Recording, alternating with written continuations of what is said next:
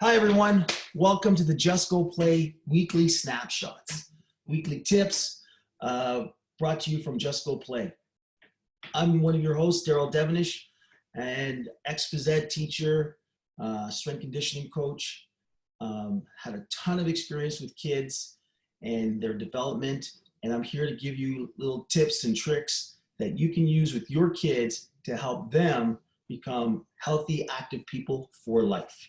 I'm here with my awesome hosts, Taryn.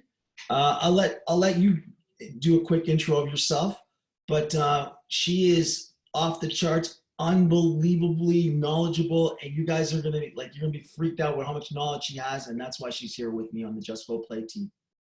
T. Hi everyone, I'm Taryn. I'm really excited to be here. I'm a holistic nutritionist and also worked in marketing for 10 years and have a business background. I'm pretty fortunate. When I was younger, I got to do a lot of different sports. I was in soccer, gymnastics, karate, diving, swimming, breakdancing, kickboxing, badminton. Oh, Now I recently picked up floor hockey later in life, which has been really fun. So really passionate and excited to be on this and to share not only, my own tips from working with kids, but also some nutrition tips for the whole family to keep you guys really healthy and active. So Daryl, first thing I want to get started with, because you and I always talk about this, is what is free play and how can you as a parent, an adult, an aunt, an uncle, a grandparent really engage kids and play with them that way? okay. So let's talk from a foundational point of view of what free play is, because you can do free play later on in life. You and I can have free play going on in the park. We can just throw a ball around and make up a game. But from an early development stage, free play is basically unstructured play. When I say that, I mean it's like kids rolling around, climbing, uh, skipping, throwing a ball back and forth with each other. It's a time of self-discovery.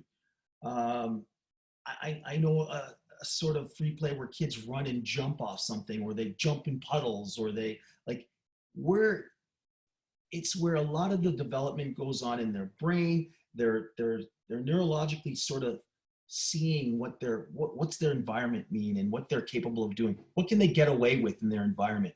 It's a huge part in the development of kids and what will happen to them later on in terms of being scared of things or being confident.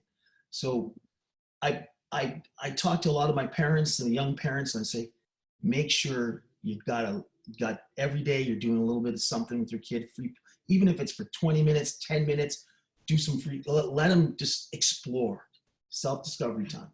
I We're, love that because I have a 2-year-old nephew, and I've shown you videos of what he does and what I like to play with him. And I think some great examples that we can share with people are free play is really simple. Like for me, even it's, getting my nephew to chase me around or move side to side. So what are some other examples of really easy ways? form of free play, and I want to say tag, because tag is, as you said, it's a great example because it's so easy. Kids love it. The only challenge you got to have is you got to make sure that your kid's not a runner and just runs off into the street or anything. So safety first. But the beauty about tag is that they understand that they have to move in different ways to catch you and whatnot and to get away. So they're picking up things like agility, uh, changing directions quickly, uh, running at you, running away from you, running backwards, running sideways. So there's all these cool elements that they're picking up, and they don't even realize it. And that's why I love tag.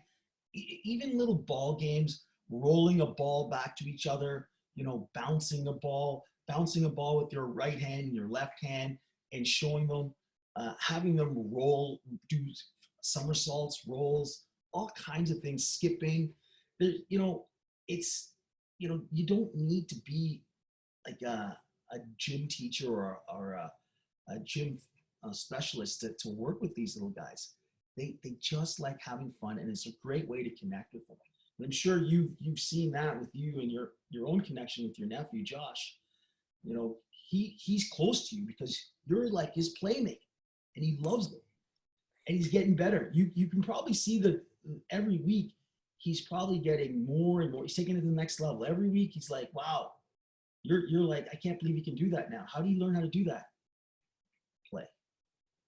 Yeah, and I think the other topics I know we're going to get into every week are what the foundational movement exercises are, but also one is, kids are sponges. What you do is what they do. So I think it's really important why we're bringing this up is as a parent or anyone who's involved in the upbringing of children, it's really important for you to be active and set that example for them as a role model. And I think, free play is simple. It's not, like you said, you don't need a ton of equipment or involved games. It's, you need a little bit of space with some movement, whether it's a ball, whether it's your body, whether it's, jumping over things or climbing under things, couches, like.